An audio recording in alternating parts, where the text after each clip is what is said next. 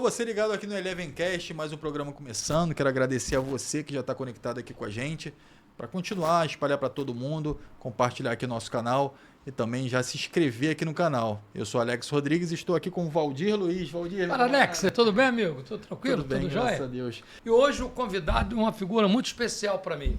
É um querido amigo que o futebol me fez, não só o futebol, como até na minha vida pessoal.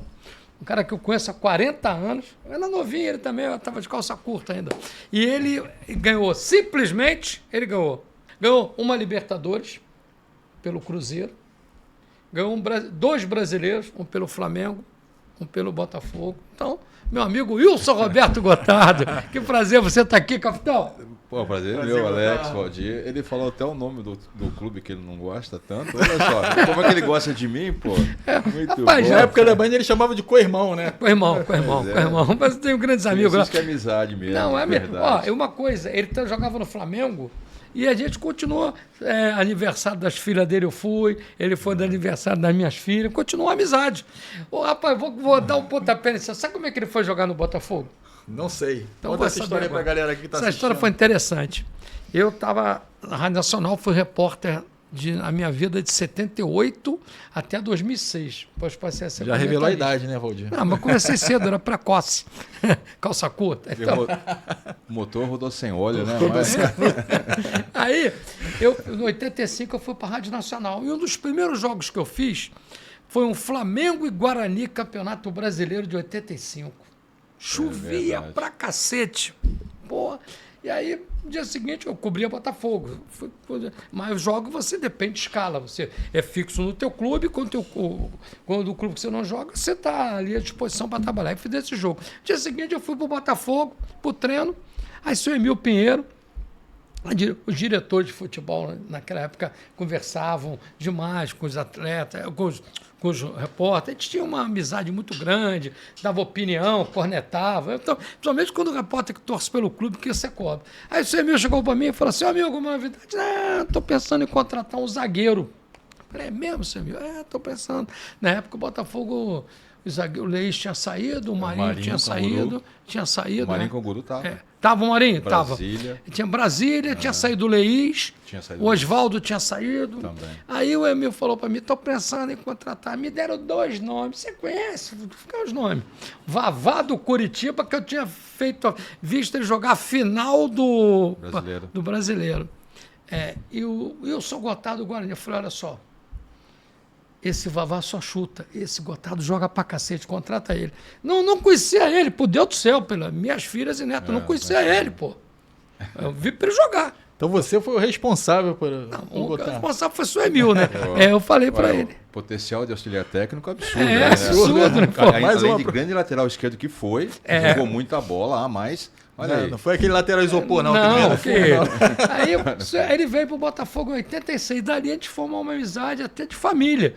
Minhas filhas estudavam junto com as dele, minha mulher levava as crianças dele, a Roseli, esposa dele, levava as minhas filhas, hoje já são casadas, ele é avô, também sou, então é uma amizade que se fortaleceu por muito tempo. E ele faz parte de uma geração que eu amo até hoje, que era a geração de 89 do Botafogo, que agora, nesse mês de junho, completa, não sou muito bom de matemática, não, completa 27 anos. 27 Dá anos. mais, não. 37, né? Dá mais, 37. Minha filha tinha 3 anos naquela época. Dá mais, Que era, foi E histórico. essa época foi o quê? 86, 87? É 86 que ele veio para o Botafogo. Eu cheguei, início de 87. Final de 86. Sim. Eu estava voltando do empréstimo, né, que foi emprestado para o Náutico, disputei um restinho do Brasileiro do Náutico, porque eu não cheguei também num acordo contratual com o presidente do Guarani, e na época você tinha o passe preso ainda. Aí ele me emprestou lá, fui lá, fiz lá um gol no Náutico. Incrível que pareça, eu joguei bem, né? Eu lembro, tem a cicatriz aqui, né? Quem falar que eu não deixei meu sangue Deu lá, sangue, falou. lá nos aflitos, está aqui, ó. O que foi isso aí? Foi uma cabeçada que eu tomei. Aqui Sabe de quem, não? Foi contra o Bahia, lá na Fonte Nova. Aí teve o protocolo de concussão, ainda Tem não tinha, tudo, né? não. Aí eu acordei, né? E falei, não, tá bom, vamos jogo. O juiz tinha acabado o jogo. Nessa época não tinha nem o protocolo de concursão e nem a Não, toquinha, né? nada, A toquinha também não nada. existia. Não, nada. rolar uma faixa mesmo. Eu falei, não, tá bom, vamos pro jogo. Tava perdendo de 1-0, o gol acho que foi do Cláudio Adão, de pênalti. Aquela paradinha que ele ficava assim, um passo da bola, tuf. E aí eu falei, não, vamos pro jogo. Vamos. A gente tava jogando bem, não merecia perder pro Bahia, né? Não, o juiz, não, acabou o jogo, chega. Eu não sabia onde que tava, que tempo de jogo que tava. Olha que loucura, né? Eu gostava de uma geração no Guarani que só tinha fera. Ele, Ricardo Rocha, Neto, né? Júlio César, João Paulo. Tinha gente muito boa ali, cara. Sim. O Ivaí, o João Paulo subindo, o Neto também é da base do Guarani, subindo. Eu cheguei um pouquinho antes, joguei um pouco antes deles, mas jogamos juntos, né? E tinha um pessoal da antiga, ainda peguei o Careca ainda, Jorge Mendonça. Pegou o Careca? Puxa. Careca, Jorge Mendonça. Careca jogava muito, Lúcio né, cara? Bala, Hernani Banana, o pessoal que já vinha jogando, já tinha... Não, e o Guarani, naquele ano de 86, ele foi vice-campeão brasileiro, né? Foi quando eu fiquei sem contrato, né? Foi 86, mas terminou em 87. Exatamente. Por causa daquele negócio do Clube dos Três, aquela confusão ficou toda. meio embolado, né? Então, ainda teve umas férias. Olha só, cara, teve umas férias. Então, recomeçou o campeonato. Um negócio maluco. E aí né? você veio pro Botafogo. Aí depois acabou a minha participação no Náutico. E nisso teve um telefone. Não tinha celular na época, né? Tocou o telefone fixo assim. Aí ligou um cara... Sotaque carioca, né? Pô, que é isso? Quem que é esse aí? Como é que meu nome chegou lá no Botafogo e tal? Aí O empresário na época chama-se Aldo Batista. Isso. Acho que é da Baixada, ou de Niterói. Ela é de Niterói. Aí ele falou, aqui o seu Emil tá querendo te contratar e tal. Eu falei, tá bem, tô sem contrato. Casado, já tinha uma filha também. E aí ele falou assim, só que tem um problema, o Guarani tá aumentando o valor. Ele deu um preço e já aumentou outra vez. Eu falei, como é que é? Olha só, eu tinha 22 anos mais ou menos, 21, 22. Aí eu fui na casa do presidente do Guarani no domingo de manhã. É o Beto Zini, né? Não, era Leonel. Eu falei, senhor Leonel, como é que é? O Botafogo quer me comprar e agora o senhor está majorando, o senhor está aumentando o valor. Está valorizando. Ele falou, não, pode ir, vou manter a minha proposta inicial mesmo. Eu falei, então tá bom. Como é que uma pessoa... ela tem capacidade de agir dessa forma, assim, sem olhar para um cara. Era um menino, pô. Um cara de 20 anos, 22 anos naquela época, não tem nada a ver com um cara de 20 anos hoje. O cara de 20 anos hoje passou para tem staff, né? Tem agentes. Tá com 10 mil minutos de vida, né? De maluquice, né? Então, assim, cara, às vezes eu puxo pela minha memória, eu falei, mas era muito jovem para sofrer tanto assim na mão de pessoas assim insensíveis, né? Um absurdo. Aí aconteceu a negociação, vim para cá, cheguei aqui, era um paraíso. Ele falou assim, vai lá para aquele Botafogo lá, que 9 meses, salário atrasado, você não vai receber. Não tem problema não, eu vou embora. Pô. E tem uma história dessa época que o Emil assumiu o Botafogo, né, por causa do filho, né? O seu Emil assumiu o Botafogo, vou contar aqui da seguinte maneira. Isso aí, se você perguntar sobre direito, sobre medicina, eu tô fazendo porque a história de vocês meio que se confunde, né? Você dentro de campo, o Valdir fora. O que acontece? O seu Emil, ele entrou no Botafogo da seguinte maneira. Muita gente, o nosso podcast vai ser o primeiro a saber dessa história toda. Que eu vivi. Seu Emil, o futebol do Botafogo era comandado por 3 ases, 3 grandes figuras. Um já nos deixou, que é o Aurito Ferreira, e outras 2 grandes figuras, que é o seu Alcides Aguilar e o meu querido Antônio Rodrigues, uma figura doce, amiga do Gotado, um amigo do Gotado também. Fala que eu estou sempre com ele.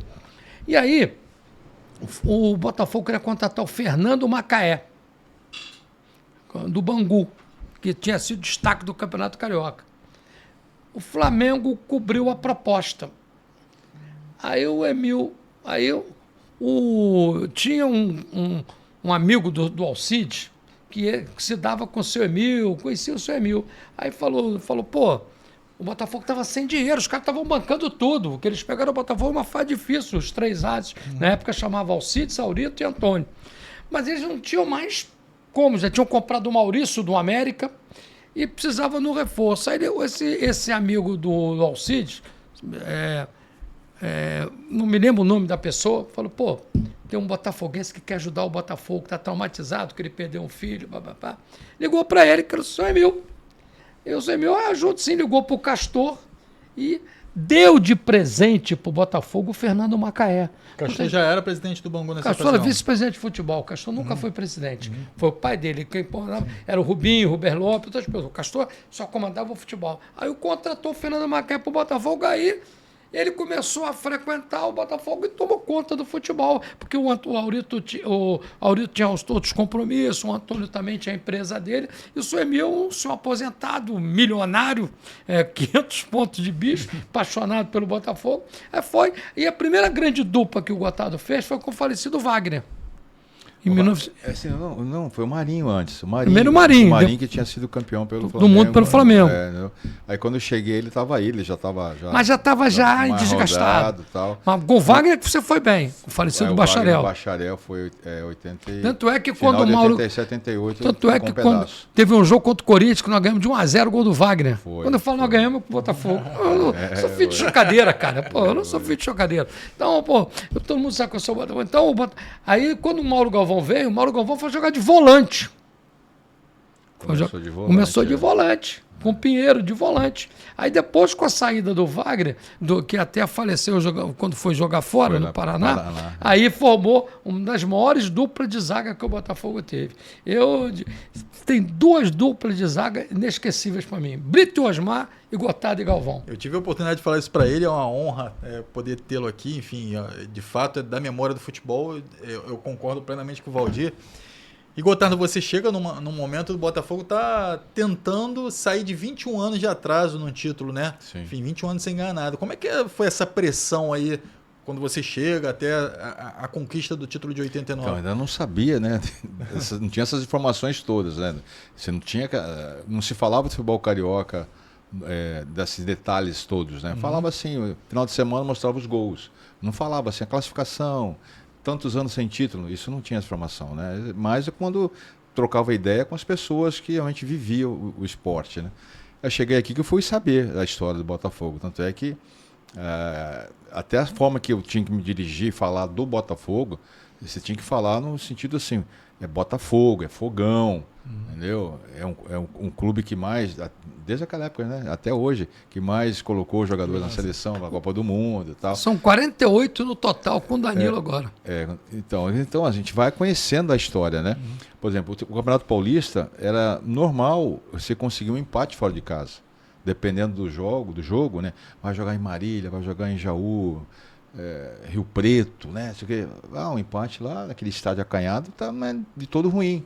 Mas aqui não, aqui no Rio o grande tem que vencer fora de casa. Só que o grande hoje não joga mais fora de casa. Acabou isso aí. Não vai mais para Bariri, não vai lá para Correia. Pô, eu fiz jogo do Botafogo no campo do Nova Cidade. Nova Cidade. Mesquita. No Mesquita, Nova Cidade, Mesquita. O Nova Cidade jogava no campo do Mesquita. Poxa, hoje o único estádio que é usado é o da Ilha. E o Bangu. Sim. E o Bangu. E olha lá. Jogava no Alaí Correia. Jair Bittencourt. Jair Bittencourt, que é o campo do Itaperuna, o Botafogo conseguiu uma vitória histórica, gol de 4-0. E o calor, aquela. É. E a distância. E a distância. Hoje as estradas estão melhores, duplicadas e tudo mais. Então eu fui conhecendo a história. E quando cheguei aqui, a torcida adversária cantava parabéns. Que raio de parabéns, ele está cantando todo jogo. Eu não sabia, é que tem tantos anos que não é campeão. Eu falei, cara, aí todo jogo, todo clássico, as três torcidas cantavam parabéns para os botafoguenses, né? Para os torcedores e para a gente também. E ele pegou uma época do Botafogo que o Emil contratou 44 jogadores e só tinha jogador de alto nível. Tinha Delay, tinha Gilmar Popoca, tinha Cláudio Adão, o Éder Aleixo, jogadores. Timaço, mas o time não encaixou. Aí no final do ano, aí que ele vai explicar melhor, foi a mudança radical. A chegada do meu saudoso e querido amigo Valdir Espinosa no início de janeiro de 89. Aí ele fez uma limpeza no elenco, falou, eu quero diminuir, enxugar o elenco e trabalhar com o que eu tenho. E só veio um jogador para aquele campeonato. O resto do Botafogo já tinha, que foi o Marquinhos, lateral esquerdo. E eu queria que você falasse da chegada do Espinosa e a importância daquele... Eu sou suspeito a falar porque eu fui com vocês para Friburgo e fui para todos os jogos, a gente acompanhava, era um relacionamento diferente, a gente andava no ônibus. Mas você falando que é importante. As entrevistas como é que foi eram aquela... individuais, entrevistas, não tinha individuais, coletiva. Pô. Eles foram campeões, levei todos eles na acabava Rádio o jogo, Nacional. o jornalista invadia o campo, né? Campo, treino, vestiário, alguns mais ousados e até ao chuveiro, né? Eu parava ali, no chuveiro eu não ia. Tinha os caras que iam manjar, né? Eu não. Tinha os caras que iam manjar, eu não sou do outro time. O microfone aqui, né? Tinha os manjos, os caras... Achava que ele estava olhando para você. Teve um cara que caiu na banheira uma vez. Poxa. Olhando tanto que desmaia, pá, caiu. Não vou falar o nome que o cara vai dar processo. Mas, pô... Deixa pra lá. A vinda desse pessoal todo aí o Espinosa chegou, né? O Espinosa chegou com muito prestígio, né? Até pela qualidade, né? Que ele já tinha sido Ele tinha vindo campeão pelo Cerro Porteño e tinha sido campeão no mundo. Ele quebrou um jejum do Cerro Porteño de 22 anos. E tinha sido campeão do mundo, campeão da Libertadores pelo Grêmio. Então ele veio para o Botafogo. Ninguém esperava. O senhor Emil foi indicado pelo empresário que já faleceu, chamado João Francisco, que indicou. João Francisco. Era bom empresário. Bom empresário, assim, correto. Cara correto, né? Correto. A gente ia lá em Porto Alegre, tratava a gente com uma carinho. Muito bem. Aí o Espinosa fez aquela leitura, né? Que é um gestor, um líder nato, né? E chegava, olhava, já tomava conta do ambiente todo, assim. Aí ele falou, eu quero trabalhar com esse povo aqui, mais ou menos, vamos dizer assim, como o Ancelotti fez na seleção, eu quero trabalhar com esses 26. Né? Pô, eu daria para trazer 30, 32, mas infelizmente eu não consigo. Né? Aí ele falou, eu quero trabalhar com esse pessoal aqui, que é dentro do que o seu Emil podia também estar assumindo os custos, né? E, enfim, o salário sempre estava atrasado também, né?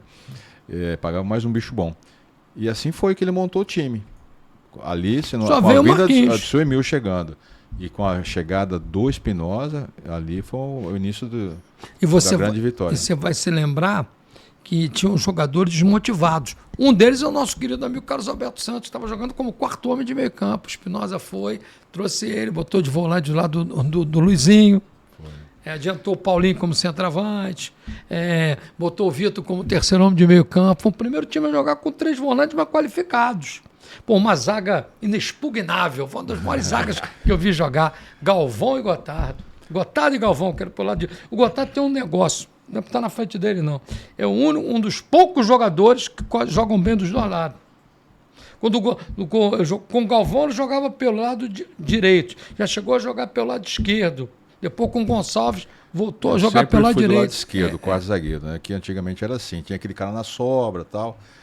Mudou muito taticamente, hoje em dia é bem diferente. Mas só que a gente já jogava. Aí eu saí com uma lesão, quando eu voltei, o Pinheiro falou assim: pô, você fica de central? Eu falei: pô, Pinheiro, eu não queria não, né? Mas aí a situação, não, vamos ficar tal. Aí o pessoal, não, vamos ficar, a gente vai brigar algumas coisas pelo título. Com o Wagner, você jogar pelo lado esquerdo. Pelo lado esquerdo, porque o Wagner é central. Central. Aí quando o Mauro veio do Bangu, veio para ser central. Acabou ficando de volante, né? De volante, Parecido com a vinda do Gonçalves. Quando o Gonçalves chegou, o Gonçalves também jogava de lateral esquerdo. Lateral esquerdo. Com o Edu. Era Paulo Roberto, Gotardo, Galvão e na lateral esquerda o Gonçalves. Aí o Mauro foi embora na véspera do jogo com o Vasco, para a Suíça. Aí entrou o Renato Bico Fino de lateral esquerdo, o Renato que veio do Fluminense, e o Gotardo, o Gonçalves jogou na zaga. Aí ele assumiu e veio, fizemos 95 também, foi até novamente a dupla, né? Muito bacana. Então a situação dela, do time era bem competitivo, sabe? Tinha um ambiente muito bom. Tinha aquele pós-jogo do seu Emil lá no Hotel Monza. Acabava 2 horas da manhã. Muito legal, assim, cara. Tudo muito simples, mas muito gostoso, né? Foi uma época muito interessante. Você sabia? O Botafogo, né, naquele campeonato, ele não perdeu para nenhum pequeno. Não perdeu. Só empatou com um pequeno e o gol foi dele.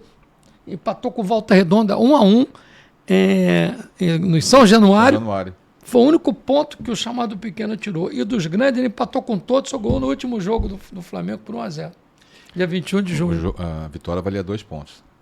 Tá. Não 3 não, tá 2 pontos, tá bom? E Gotardo, enfim, vamos voltar um pouquinho no tempo, né? Enfim, Gotardo paulista, né? Paulista ou paulistano, como é que é? Paulista. Interior, né? E veio do interior de São Paulo e, de repente, desponta aí chegando à seleção brasileira, enfim, a gente, quem acompanha a carreira e vem acompanhando e vai saber tudo aqui no Elevencast, vê que a cidade de onde você vê é pequena mesmo, né? São 400 mil habitantes. Quando eu saí de lá, estava 60 mil, né? Isso naquela época, lá nos 80. Que é Santa Bárbara do Oeste. Perto de né? Campinas. Hoje está 200 e poucos mil habitantes. E como é que surgiu essa proposta para sair, para enfim, jogar? Naquela época a gente não tinha internet, a gente não tinha esse acesso todo. Você se dependia muito do olheiro, né? Daquele cara que ia passar pela cidade. O interessante é que todo jogo tem sempre alguém assistindo, observando, avaliando. Todo jogo. Né? E eu estava jogando futebol amador na cidade e quem estava assistindo o jogo era o roupeiro do União Marbanense. Aí ele foi e me chamou um dia lá, eu subindo para ir para aula, para o colégio. Ele, vem cá, menino, você vai jogar aqui. Aí fui para lá, para a base. Tinha 15 anos. Aos 17 eu já estava no profissional, já no principal. Né? Iniciando assim, era reserva, lógico, né? Como zagueiro ou não? Só lateral, só jogado de lateral e volante. Zagueiro não dava para jogar, porque os dois lá nunca saíam, né? E eles já tinham uma história forte, né? Vindo do Guarani, do 15 Piracicaba. O União Marbanense teve jogador jogando ali que tinha sido campeão brasileiro pelo Guarani em 78. Olha o nível que era o campeonato da segunda divisão. Gersinho, Caíca, Maville. Gersinho que depois veio pro Vasco. Foi pro Vasco. Olha o nível que era dos caras. O próprio 15 de Piracicaba também era um time bem forte, né? Muito forte. Época, né? Estádio Ítalo Delcima. Não, Ítalo Delcima. Ítalo Delcima é Campo Grande aqui no Rio. Ela é Ítalo também, uma coisa assim, se não me engano. Aí, o time forte, foi vice-campeão paulista da segunda divisão, venceu o terceiro, foi a melhor campanha até então. E depois um desses jogos que eu joguei de volante, ganhamos de 4-0.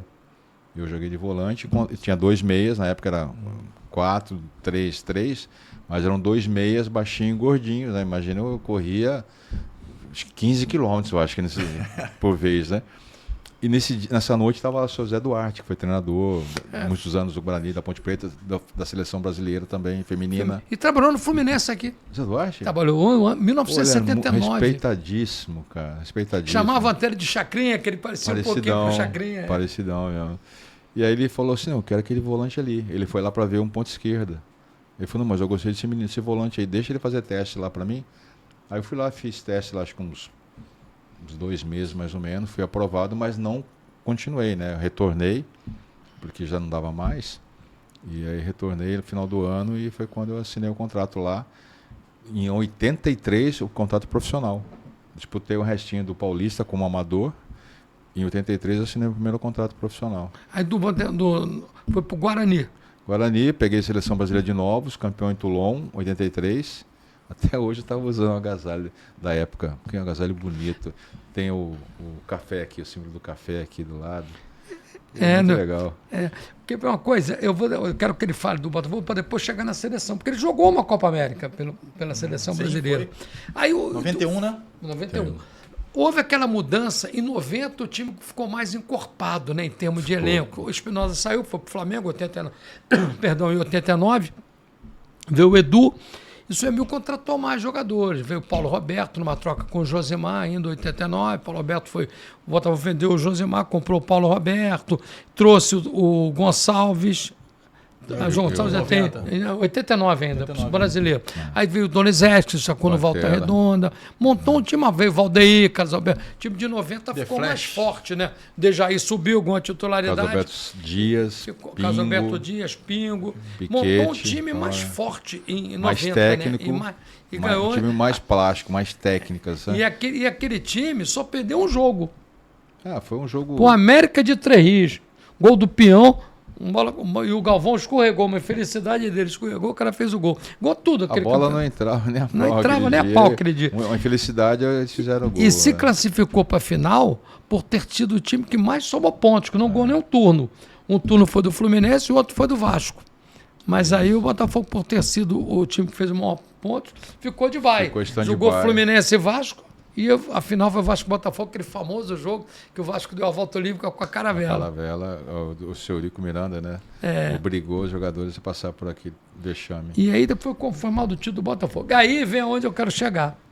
91 ele saiu. Eu queria que ele contasse o nosso, quem nos acompanha. Depois de ser bicampeão carioca. Bicampeão. Em 91 ele saiu. O Botafogo montou um baita de um time que fez um grande campeonato em 91. Aí já com a volta do Espinosa. Então, e aí sai do Botafogo veio o e Renato, pro Flamengo, foi né? o Flamengo. Já foi pro Flamengo. Enfim, hoje a gente discute aí alguns jogadores que fazem essa transição, né, para clubes rivais, de imediatos, né? Enfim, como é que foi essa transição pro Flamengo? Não foi tão simples assim. Foi complicado. Muitos traumas, porque muitas meias verdades, né, que eu costumo dizer que pior que uma mentira. E aí saiu aquela história de que eu estava querendo sair mesmo do time, né, não queria mais ficar no Botafogo. Na verdade, eu só queria renovar meu contrato. Que quando eu vi montar aquele time ali, eu falei, pô, esse time aqui tem tudo para ser campeão, novamente, né? Dar mais uma sequência, fazer um tricampeonato, brigar melhor no brasileiro.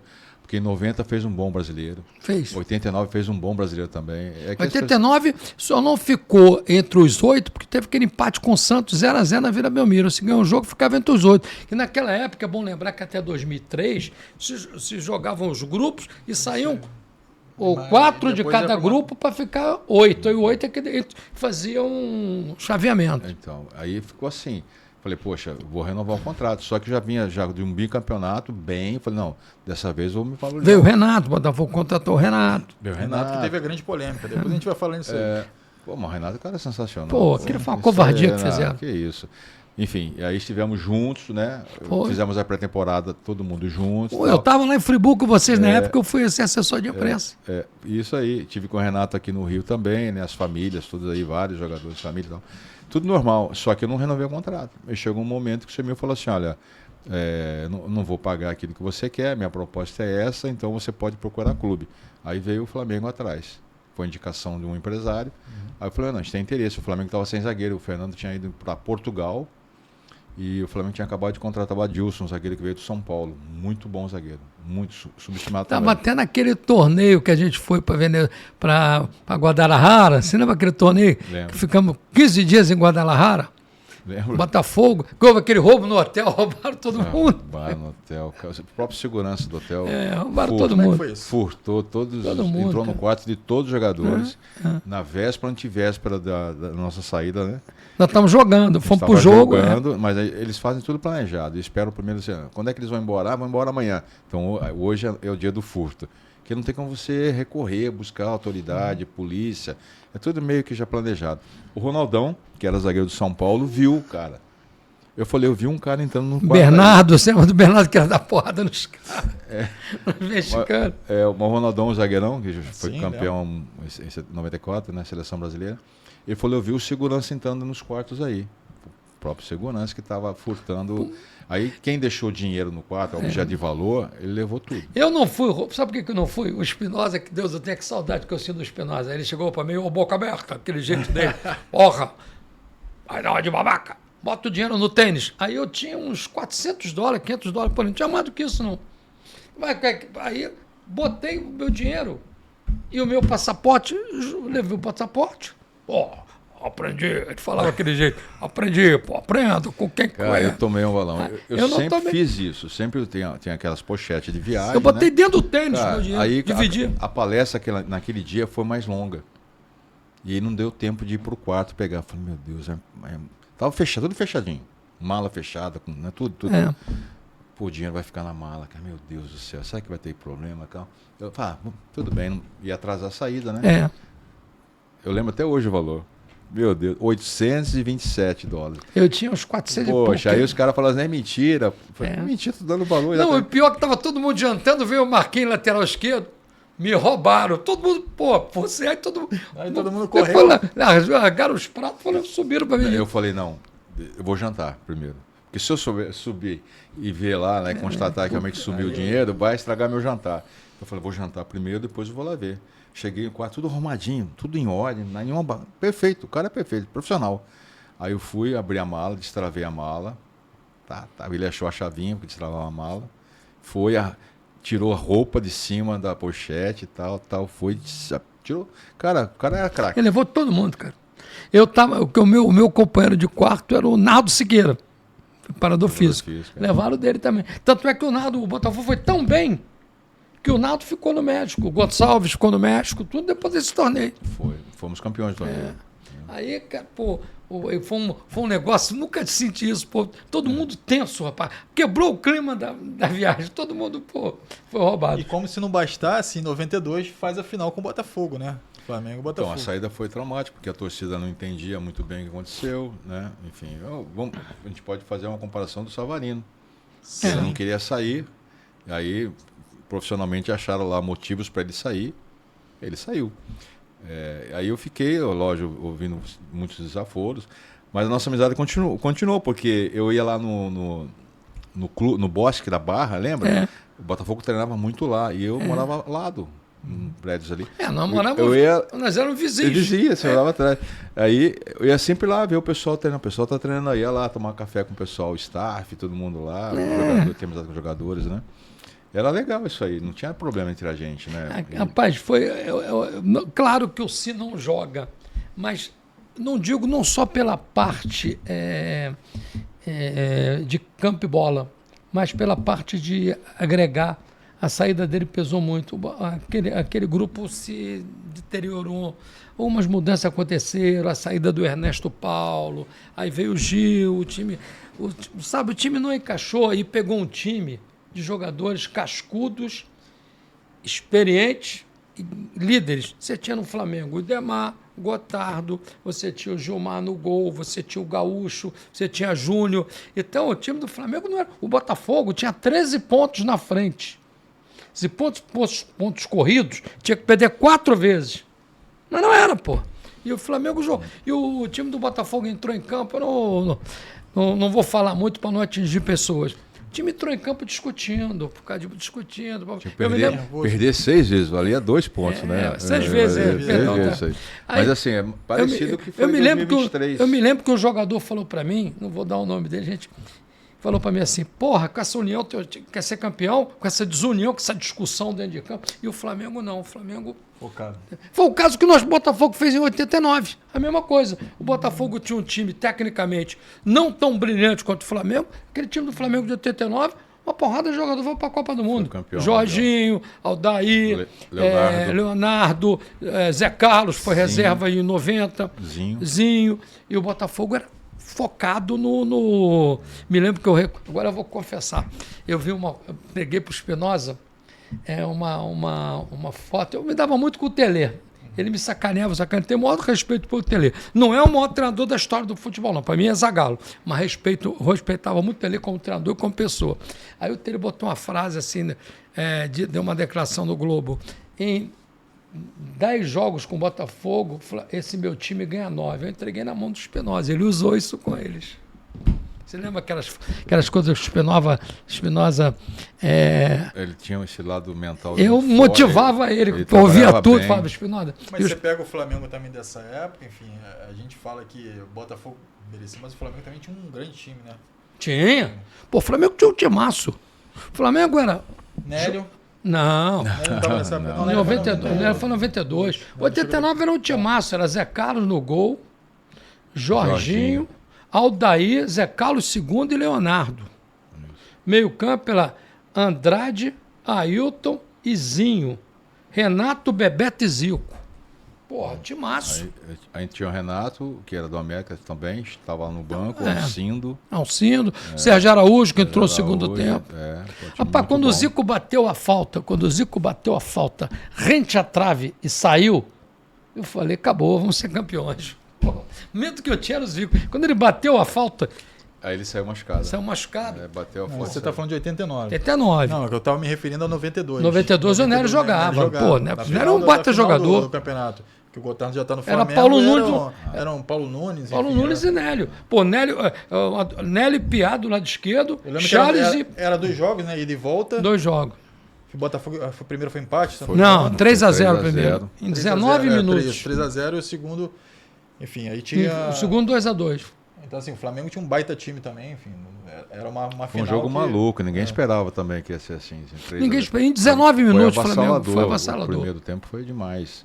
Aí o Botafogo teve um problema também interno lá, entre eles. O time se arrumou. Depois no vestiário também. Até o Caso Alberto Santos, falei com ele semana passada. Ele me falou alguns detalhes que eu também não sabia. Isso tudo atrapalha, né? Uma mudança. Aí ficou fora do Renato, ficou fora do segundo jogo. Por uma covardia que fizeram com ele. Da diretoria, né? Que decidiu que ele não deveria mais. Porque ele tinha ia comemorar um aniversário. O Gaúcho, não é isso? Não, Isso. foi uma aposta que fizeram. E tinha aposta também, e era aniversário, eu acho que da Estela, se não me engano. Eu estava na casa do Renato. Eu estava na casa do Renato. Esclarece essa história pra gente. Eu vou esclarecer, eu já falei isso num podcast do Garotinho, vou falar aqui de hoje. A maior covardia que fizeram, eu adoro, eu sou suspeito para falar do Renato. Renato Gotardo e o saudoso Espinosa são meus amigos pessoais, de família. Então, tenho um carinho grande pelo Renato. O que acontece é o seguinte, se alguém chegasse na casa do Renato, naquele dia, ia dizer, como é que ontem esses caras estavam jogando contra e hoje estão aqui bebendo? Só não estava no Flamengo Gotardo, Gilmar e Júnior. Os mais assim, rodados. A garotada toda, e o Gaúcho, o Paulo Nunes, Nélio, e o Demar, tava todo mundo lá. Gotardo não é muito difícil. Cara, eu só fui saber depois, nem sabia. Eu perder tempo de ir para um churrasco desse, naquele clima, aquela confusão toda que já tinha passado por isso. Do Botafogo tava, só não tava Ricardo Cruz, Carlos Alberto Santos, quem mais que não tava? Chicão, mas tava Dejaí, Pingo, Márcio Santos, Valber, Paulo Roberto, que é irmão do Renato, todo mundo. Quando a TV chegou, eu falei pro Renato, vou repetir a frase que eu disse pro Renato, não deixe entrar que vai dar merda. Eu falei essa frase para ele. Não deixe, falei, mas o cara é meu camarada pra caramba. Paulo César Andrade, da TV Manchete. Falei, não deixe entrar. Eu era assessor de imprensa. Só foi ele que entrou? Só ele que entrou. Outro, não? Só ele. O Tinoco estava lá, mas o Tinoco é parceiro. O Tinoco não. E era rádio, não. Rádio. O Tinoco foi. Só que a casa do Renato, você tem. Aqui é a casa dele, aqui você entra pela garagem, sai na churrasqueira. Você pode sair por dentro também, passa pela sala. Quando a televisão chegou, todo mundo saiu por aqui. Só ficou o Renato e o Gaúcho. Tanto os jogadores do Botafogo quanto do Flamengo de fininho, né? saíram pela sala. E só o Renato e o Gaúcho que ficaram. Aí eu, a conta caiu não, eu quero porque tinha feito uma aposta. Se o Botafogo tivesse ganho, o Gaúcho pagaria o churrasco. O Botafogo perdeu, não. O Renato. Aí abriu a Manchete Esportiva, tinha uma audiência fantástica na hora, apresentada até pelo meu saudoso e querido amigo, que eu trabalhei há anos, grande botafoguense, que é o Márcio Guedes. Aí, foi uma confusão. Dia seguinte, o Renato não pôde nem chegar no treino. Não pôde nem chegar no treino. Aí, sabe, fizeram uma covardia com ele. Se o Botafogo fosse campeão brasileiro, o que o Luiz Henrique fez em 2024, o Renato fez em 92. Só que as pessoas têm memória curta. Jogou muita bola. Não, o time jogou muita bola, Botafogo. O Renato também. O Botafogo passava por rodo por todo mundo. O Botafogo pegou o Corinthians dentro do Pacaembu com 50 mil pessoas. O Renato fazia assim para a torcida do Corinthians, acabou com o jogo. 2-0. Pegou o São Paulo no Morumbi, pegou o Grêmio, pegou o Internacional, ganhava todo mundo. Titular da seleção brasileira. E pegou. Como ele diz, né? Assiste o DVD, né? E pegou um time, a falta de sorte do Botafogo, que além a gente não pode só. Eu sou muito realista em futebol. Eu sou comentarista de futebol, então eu vejo por vários anos. Não podemos desprezar o time do Flamengo. O treinador que tinha lá, que era o Carlinhos, e os jogadores do Flamengo. O Botafogo deu sorte. Pegou um elenco experiente, cara. Tudo cascudo. Júnior, Gotardo, Gilmar. Passaram por situações. E os caras deram equilíbrio para a garotada. E garotada boa. Nélio, Paulo Nunes, e o Demar, Marquinhos, Djalma no banco. Timaço. Então, a gente tem que... não foi o Botafogo que perdeu. Foi o Flamengo que ganhou. Eu sou dessa filosofia. Sim. Eu consigo separar uma coisa. Eu aprendi. Eu tenho uma coisa que eu aprendi com o maior repórter que o rádio teve, que foi Kleber Leite. Ele me ensinou uma coisa: torça, mas não distorça. Então, eu nunca vou distorcer. O Botafogo teve seus erros? Teve. Mas o mérito foi do Flamengo. O mérito foi do Flamengo. E ali o problema é que o treinador queria que o Renato acompanhasse o Piá. E o Renato não acompanhou os gols do Botafogo, que o Flamengo fez todos os três pelo lado esquerdo, em cima do Odemilson. Que o Paulo Roberto estava machucado, não jogou esse jogo, jogou o Odemilson. O baixinho, que veio do... O Piá, eu falei, pode atacar à vontade, que o Renato não vai te acompanhar, não. E não acompanhou. Desde que o Renato fico em cima aqui, marcando ele. Não foi nem má vontade, não é sacanagem, é característica, pô. Ele não fez sacanagem. Porque o Chicão não treinador caía não entendeu, pro lado. pô. O Chicão não jogou. Jogou Jogou o Piquete. O primeiro jogo. O Chicão jogou o primeiro jogo. O Chicão não, o Chicão levou o terceiro cartão. Ah. Aí que mudou tudo, aí que deu medo dele todo. Foi. Aí ficou diferente. Então, quem que era o cara mesmo para escapar ali da nossa marcação era só o The Flash.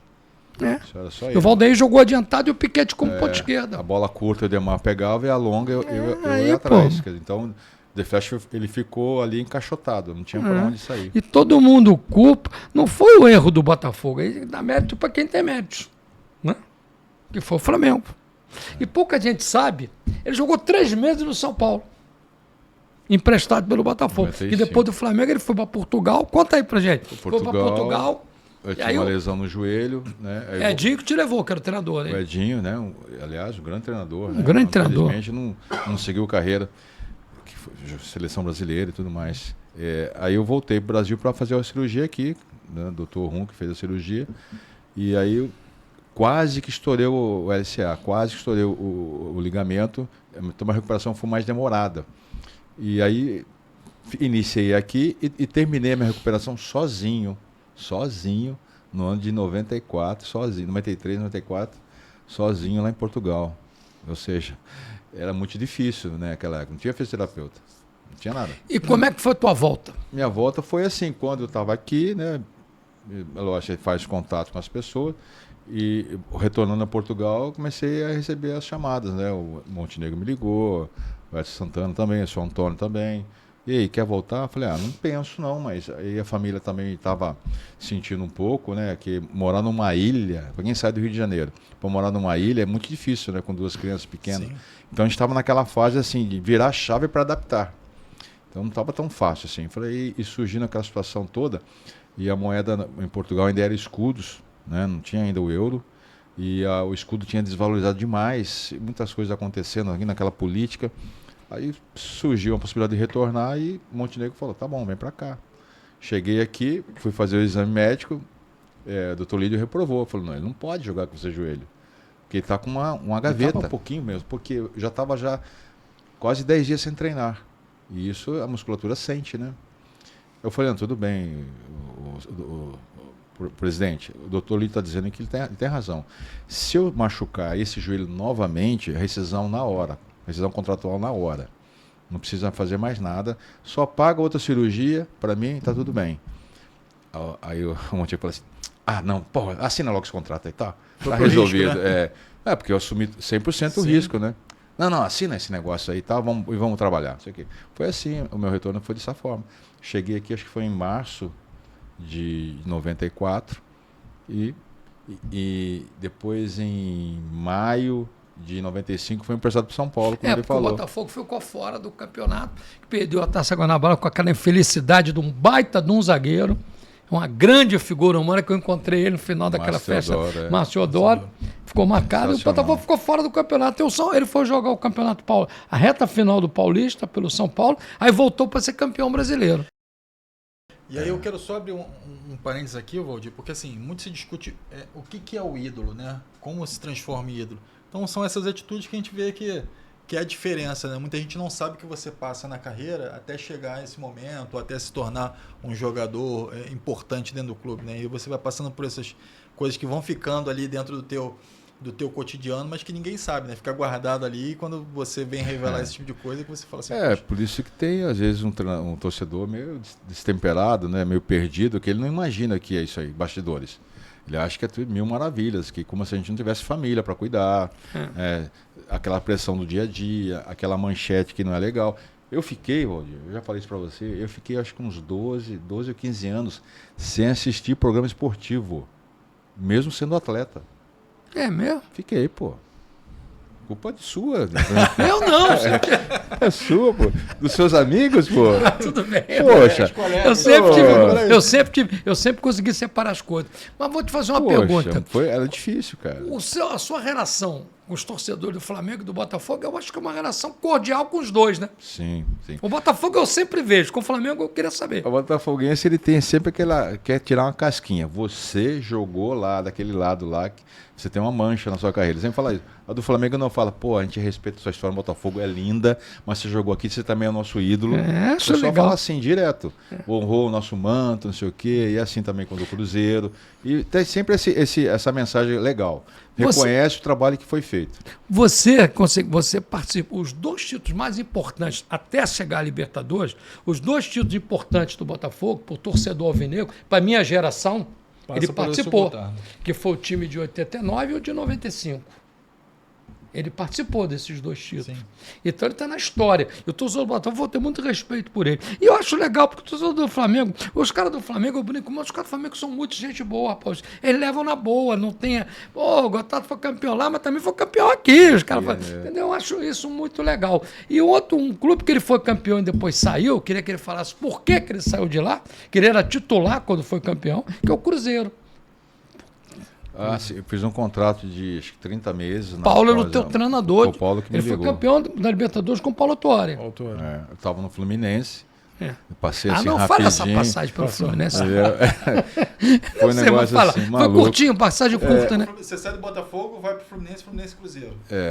Você saiu do Botafogo final de 96. Tinha uma multa lá, pagou. Final de 96 você saiu do Botafogo. Você não em trabalhou com o Joel, Não. Em dezembro acabou meu contrato. É. O Botafogo não me chamou para conversar, para renovar. Aí chegou o Joel também, não sei se ele o Joel, queria ou não queria. Provavelmente não. Ele indicou o Jorge Luiz na época. Que é um jogador que já tinha trabalhado com ele no Vasco e no Flamengo. Entendeu? E aí eu saí, o presidente na ocasião era o Rolim. Rolim assumiu o Rolim. Assim, nem um café. Nem um café, não, obrigado. Coisas da bola, né, cara? Tudo que você faz, tem gente que não entende muito bem o significado. Eu, tá bom, saí, deixei um caminhão de meses para trás, porque eu tinha que receber, e sem nada. Saí sem nada. Tinha que entrar na justiça, né? Porque isso é uma outra história depois. Bom, aí fiquei em casa, acho que 1 mês, 2 meses, e fazendo contato com os empresários. Eu não tinha empresário. E um dia chegou o Fluminense interessado. Falei, não, tá bem. O Fluminense estava na Série B. Legal, aceito, vamos conversar. Foi um contrato bacana. Quem era o técnico do Fluminense na época? Era o De Leon, não? Júlio César Leal. Estava ali, enfim. E aí eu assinei o contrato, comecei a trabalhar, joguei, fiz alguns jogos. E o Cruzeiro me ligando, que através do Paulo Tuori, que tinha sido campeão brasileiro em 95. Aí ele falou, você quer vir para cá? Eu falei, pô, Cruzeiro, a fama do Cruzeiro no Brasil é a melhor possível, né? Mas eu falei assim, eu estou bem no Fluminense, se o Fluminense aceitar, tudo bem. Aí aceitou lá, recebeu a multa e fui para lá. Aí aguardei meu momento de inscrição na Conmebol para disputar a Libertadores e deu tudo certo. Acabou a Libertadores, na mesma semana o Paulo Tuori foi embora, acho que veio pro Flamengo, não sei, mais ou menos, né? Ele teve um problema lá com o gerente, que é o Moraes, né, na época. Era né? um diretor, teve um problema. Que foi sério. zagueiro, o Moraes. Isso, o Moraes.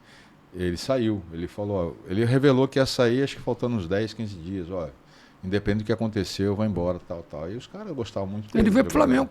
Veio pro Flamengo, Eu quase que voltei também pro Flamengo, quase, em 98. Que ele veio final. Mas aí você teve algum problema com o Nelsinho? Não, ali o Nelson foi o seguinte, o Nelson veio depois do Paulo Tuori, Paulo, chegou no Brasileiro, o time do Cruzeiro deu tudo que tinha que fazer no campeonato, na Libertadores, né? Depois deu aquela relaxada no Brasileiro, e ficou ruim o campeonato brasileiro. Eu me lembro que você teve com a gente lá no hotel, teve um Botafogo Cruzeiro, aí você falou, na época eu trabalhava no Botafogo, aí você foi lá no hotel, bater um papo com a gente, tudo, então ficou naquele hotel Ouro Minas, você foi lá. Acho que é Glicério. Enfim, aí ele falou, aí ele começou a querer montar o time que ele queria jogar, enfim, e me tirou do time. Eu falei, mas eu tava jogando bem. Eu falei, Nelson, eu tô jogando bem. Nos últimos 4 jogos, fui melhor em campo 3. Então eu vi que Quem era o teu companheiro de zaga? Era o Gelson. Gelson Baresi? Gelson, Lúcio, né, o Rogério que tinha saído, o Rogério Lourenço. Tinha o Marcelo também. O Marcelo chegou em 98. Ele estava lá, mas não podia se inscrever. Aí ele disputou, ele treinou em 97 final, em 98 se tornou titular, Marcelo de Jean. Bom, aí eu saí do time, não foi por motivo técnico. Ele tem a versão dele, ele fala um monte de baboseira aí, mas não é nada de que não. Entendeu? Ele fala que o ambiente não era bom, não sei o que, não sei o que. O time relaxou, algumas pessoas cometeram um exagero na vida pessoal, e é lógico, você tem perdas, né? E com isso aí ficou difícil. E depois teve um ano, naquele final do ano tinha um jogo no Japão contra o Borussia Dortmund, que era a final do mundo, né? Para ver quem era o campeão do mundo. E eu não fui, fiquei de fora. Mas ali... Mas em 98 joguei muito bem, joguei 80 jogos pelo Cruzeiro, 80 jogos. Já ainda com o Nelson? Não, já tinha saído. Já. Quem era o treinador? Levi Cooper. Olívio Cooper. Campeão estadual. Mas houve um mal-estar muito grande na época, eu queria que você falasse isso pra gente, porque o Cruzeiro levou alguns jogadores só pro final e magoou um pouco o elenco. Me lembro que foi Bebeto, Donizete, Alberto, hoje é o Alberto Valentim, Gonçalves, foram uns 4 ou 5, então, não foram? 4. Alberto, Gonçalves, Isso. Bebeto Pantera e Bebeto. Eles chegaram lá, eles chegaram até meio desconcertados, né? A gente fazia assim, o jogador para um jogo. O jogador Aí para um eles jogo. chegaram antes, fizeram os trabalhos, treinaram. Acho que a única vez no futebol que acontecia, jogador para um jogo só. Tinha mais um meia peruano que chegou também, do Cristal, que tinha feito a final contra a gente, né? Palácios, acho que era Palácios, enfim. E aí ele montou o time dele. Você não foi pro Japão? Não fui não. Ele começou a trabalhar ali em Minas, aí ficou acho que uns 20 dias em Atibaia. Atibaia depois já viajou direto para o Japão. As famílias foram também. E eu fiquei lá. Você ficou treinando em BH, não foi? Cara, eu treinava nada, cara. Eu dava até vontade de ter encerrado a carreira, sabe? Mas foi opção dele? Foi opção dele. É aí que eu falo sobre a qualidade do gestor. Você tem que ter gestores profissionais que tenham conhecimento. Se eu sou presidente, se eu sou um diretor, eu não deixaria que acontecesse aquilo. Eu não deixaria. Ele tinha um bom ambiente com vocês, não? Sim? Não, tinha não. Os jogadores não aceitavam. De tudo que ele fez, não foi só comigo, não. Tinha mais 7, 8, sabe? Que ele meio que foi excluindo. E aí a forma que ele tratava o vestiário também, ele é bem agressivo nas colocações, né? Enfim. Tanto é que ele usou o Elivelto de lateral esquerdo. O Nonato é considerado um dos maiores laterais esquerdos do Cruzeiro. Entendeu? Aí ele falava que a gente tinha diferença. Você ter diferença é uma coisa, a gente convivia. A gente não era inimigo, a gente tinha uma diferença. Mas a ponto de atrapalhar o trabalho, zero. Isso não existia.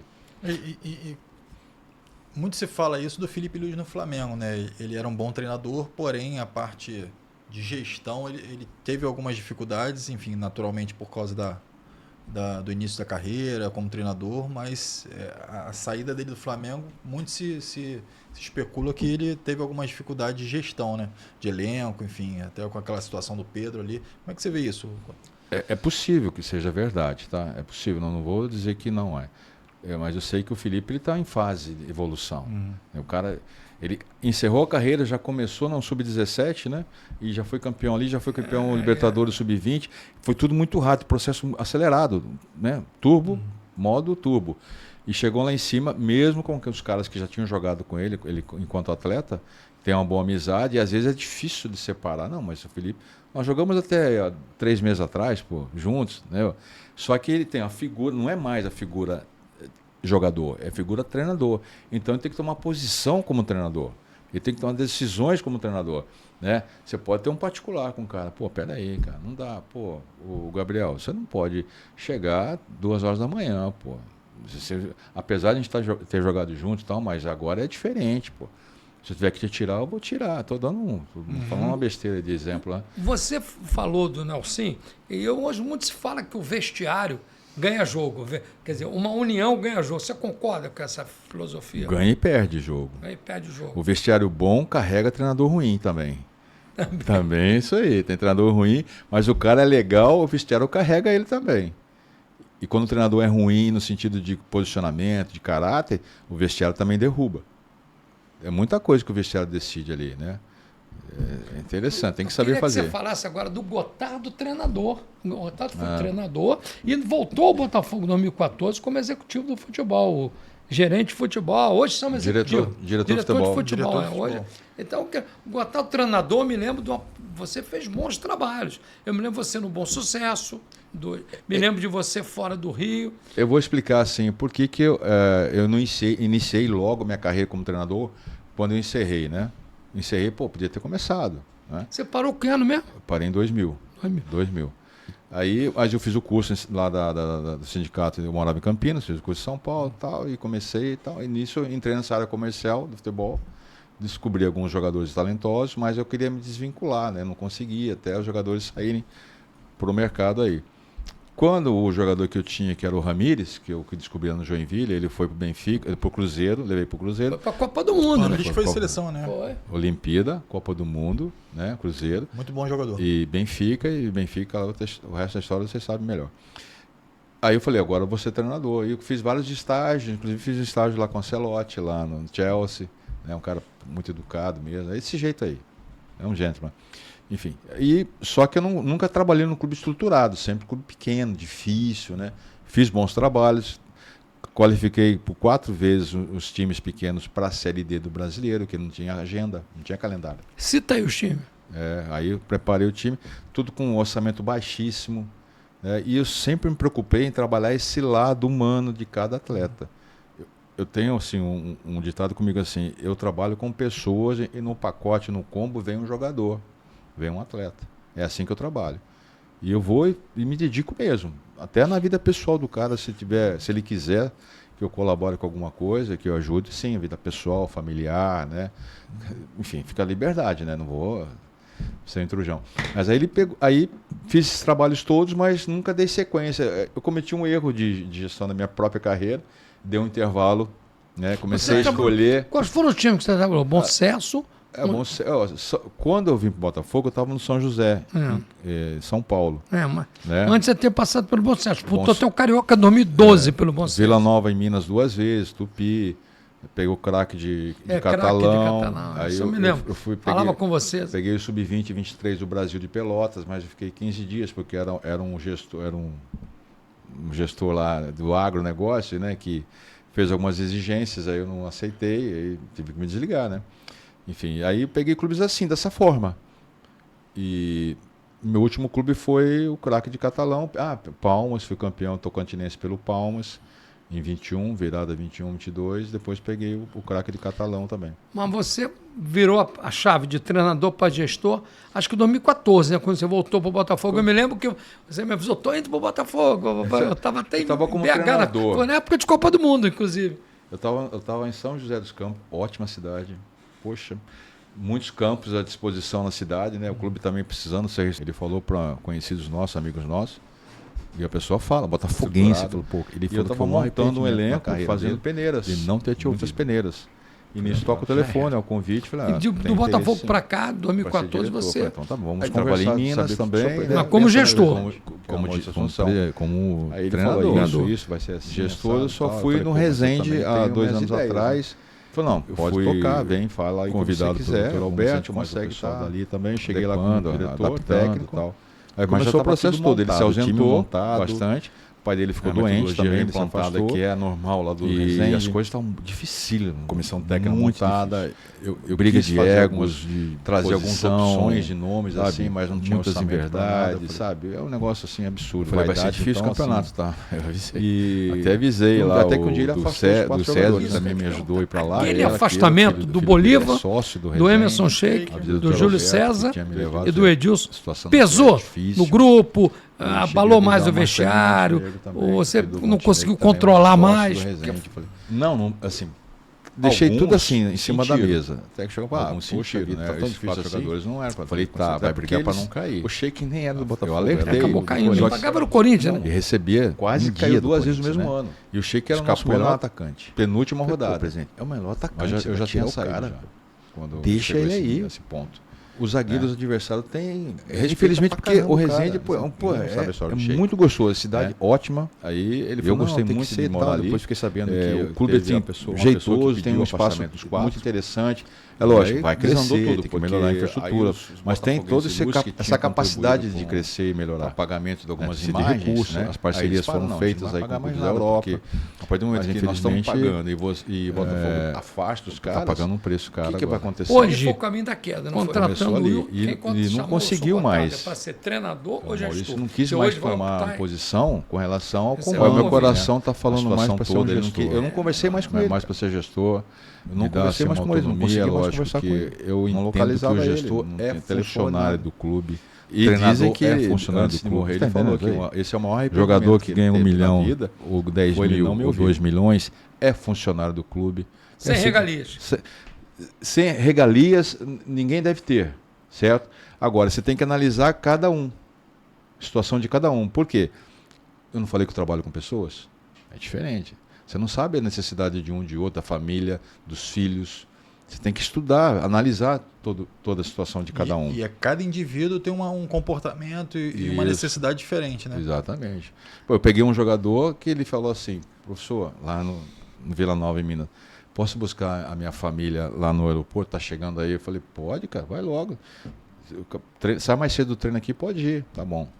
Uma semana depois, a mesma coisa. Eu falei, vem cá, você é Uber? Você tá de brincadeira comigo, pô. Você quer perder outro treino? Não vai não, vai ficar aqui. Ficou bravo comigo, pô. Quer dizer, uma vez, duas vezes, né? Falei, pô, não pode ser, que família é essa que tá chegando aí agora, né? Eu já achei que já era uma treta do cara, né? Enfim, eu consigo também delegar, assim, algumas situações para jogadores resolverem, sabe? Eu tive uma passagem, assim, esse mesmo jogador que meti da Uber, eu falei assim, cara, eu já cansei de chamar sua atenção. Agora eu vou chamar o capitão aqui, falei, o que o capitão decidir, tá decidido. Eu já falei para ele fazer isso aqui. E se ele não fizer, ele vai sair do time e não vai jogar mais, tá? Agora, se você conseguir convencer ele aqui, ele tá dentro. Se você não conseguir, você libera ele também. Você acha que o gestor ele tem que ter reuniões periódicas com o treinador? E, por exemplo, ele está colocando o Alex para jogar. Você está vendo os treinos, está vendo que o Evandro está melhor. O gestor tem essa autonomia para chegar para o treinador e falar, vem cá, bonitão, você vai manter isso aí? O gestor teria que ter essa autonomia? Tem ou deva ter? Qual a tua análise sobre isso? Depende do gestor, né, Valdir? Depende do gestor, se ele entende realmente que é aquilo que está acontecendo. Se ele entende Você como ex-jogador, porque você vivenciou. Eu me sinto à vontade de me posicionar, de falar e de sugerir. E em alguns momentos de cobrar. Eu me sinto à vontade, não tenho nenhum problema com isso. Porém, existe do outro lado, do comando técnico, uma resistência muito grande com relação à posição do gestor. Esse é o grande problema. Tá? Só que a maioria dos nossos gestores não entende de futebol como você está dizendo aí. A maioria não entende. Tem ali uns pitacos, tal, tem um livro de estatísticas, né? Tem lá aquele gráfico todo colorido, né? Um mapa de calor. Então eles olham muito isso, né? Esquece de ver o jogo em si, vestiário, sentir o cheiro do vestiário. Isso é diferente. Eu me sinto à vontade de falar com o treinador sobre qualquer assunto. Mas você precisa de uma coisa, né? Autonomia. Eu não vou citar Autonomia. aqui, eu já presenciei casos do gestor cobrar de jogador e o jogador falar, pô, falar com o presidente ele resolve. Então, o presidente tem que te dar autonomia e se você cobrar do jogador, pode ser o melhor apoio, do né? time. Né? Tem que ter o apoio Tem o apoio, senão você fica desgastado com todo Não, mundo. aí tem que ir embora. Tem Aí que ir embora. Aí pede a rescisão, vai embora. Né? Eu não concordo. O jogador tem que entender que a cobrança que vem de cima é uma cobrança profissional, não é pessoal. Você teve um pequeno problema desse, né? No Botafogo. Tive. Desse aí. Também ali, até o próprio Rezende, que os jogadores achavam que eu era muito duro. Eu falei, duro? Não, pô. Você é funcionário Você do... tem problema com jogador de alto nível, né? Também, pô. Não tem como, cara. Teve um jogador que falou assim, eu queria ficar num quarto sozinho, né, concentrado. Eu falei, tá em contrato? Ele falou, não. Eu falei, então você não vai ficar. Aí ele ficou bravo comigo. Eu falei, pô, se tá em contrato, eu respeito a cláusula. Mas se não, daqui a pouco eu vou ter que ter 30 quartos aqui, individual para cada um ali. Não pode, pô. Se você dá um recado claro pro elenco, né? Esse aqui é diferente de vocês, né? Mas sabe por quê? Até tinha um cara que tinha. Deve ter jogador que deve ter vindo de seleção. Que seleção dá um quarto para cada um agora. Seleção Mas colocou em contrato. Esse jogador colocou em contrato. Colocou. Isso tem que respeitar. Não, teve um jogador na minha... Mérito dele, tem que respeitar. Tem jogador que tem um contrato. E tem essa... algum tipo de rivalidade entre a comissão técnica, enfim, o diretor de futebol? Já pegou alguma situação como essa? Tipo assim, a comissão técnica que está ali, o treinador e os seus auxiliares, fala assim, esquece esse cara, deixa esse cara, não sabe o que está falando, enfim, alguma situação dessa? Olha, tem, mas eu acho que o trabalho ideal é começar com o gestor, com o diretor. A primeira contratação, não, traz o diretor. Deixa ele assumir toda a responsabilidade do processo. Ele vai trazer o treinador que ele queira, né? E vai ajudar o treinador. O treinador vai falar assim, treinador, Alex, qual é o perfil do jogador que você quer? Lateral, como é que você quer o lateral? Como é que você quer o atacante? Eu quero um lateral assim, veloz, que consiga, de repente, fazer um terceiro zagueiro, tá. Beleza, então. Você quer sugerir algum nome? Não vou sugerir um nome. Tudo bem. Então, mas ele deu o perfil. Pronto, aí você vai no mercado, você traz lá 3 nomes para ele. Tem esses 3 nomes aqui, e desses 3 nomes nós temos um orçamento para esse aqui. Ok? Então a gente pode trazer esse aqui para você. Não quero não. Eu falei, então você não quer, não dá, ué. Esse o momento do clube é esse aqui, para esse aqui. É um bom nome, o perfil é esse aqui, economicamente é o que pode ser pago. Aí o cara tem que entender e trabalhar dentro do planejamento do clube, né? E às vezes o treinador, às vezes, ele também tem que se doar mais um pouco, né? Para ajudar a ter essa gestão, esse vestiário limpo, saudável, né? Eu já vi casos às vezes, o treinador rifar o diretor. Você não pode rifar o diretor. Isso é desonesto. É desonesto, tá? Então você tem que, o diretor, pô. Cartola, dane-se Cartola. É diretor, ele está ali, ele está acima do treinador. O Luxemburgo não me ouça, porque ele não gosta disso. Tá? Luxa, beijo, tá? Outra coisa que eu queria te perguntar. E uma coisa até que eu já vivenciei. Mas diretor que entenda, tá, Luxemburgo? Claro. Não é qualquer um, não. Não pode ser diretor que não entenda. Eu, quando trabalhei na Rádio Nacional, o cara era diretor. No dia seguinte, quando eu chego lá, o cara era. O que você está fazendo aqui? Não, eu sou engenheiro, eu estou ali, eu não conheço nada de rádio. Então é que nem no futebol, alguém tem que conhecer. Existe uma certa divisão entre, por exemplo, o treinador chega, traz 4 pessoas. E existe os clubes, tirando o Vasco hoje e o Flamengo, o Botafogo e o Flamengo não tem mais comissão técnica fixa. Não tem. Se esse português for embora, por mim já teria ido, ele vai levar todos os seus blue caps. O Botafogo tem que montar uma nova comissão técnica. O Vasco fez agora com o Pedrinho, trouxe o Luizinho, o Bruno Lazzaroni, que são pessoas que conhecem, jogaram futebol.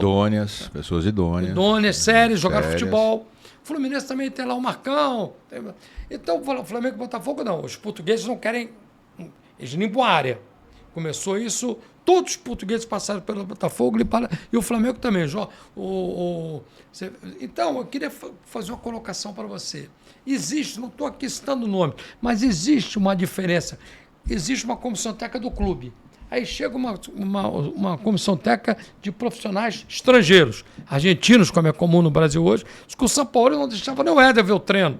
O Éder, que foi um baita jogador do Atlético Mineiro, jogou com você no Botafogo, podia nem ver o treino. Existe essa diferença, essa falta de entrosamento e esse certo mal-estar entre a comissão técnica permanente, como tinha antigamente, em todos os clubes? Existe, mas é causada por eles mesmos, pelo pessoal fixo.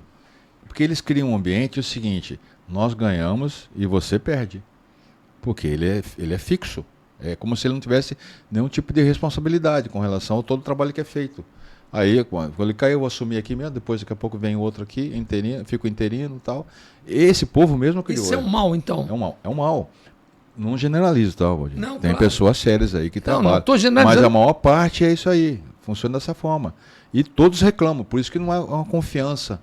Né? Você convive com o cara, você pode, né, trocar ideias e tal. Até porque... Vou dar um exemplo do Flamengo. Quando o Jorge Jesus chegou, você tinha profissional lá de muitos anos, como Marcelo Salles, que é o filho do Marco Antônio, que está com o Renato agora no Vasco, um grande profissional, e outros. Sim. O Jorge Jesus limpou a área, Solou essa comissão técnica. E o Botafogo fez a mesma coisa, com o Luiz Castro, com o Arthur Jorge. O Arthur Jorge esquece que foi campeão. Então foi campeão.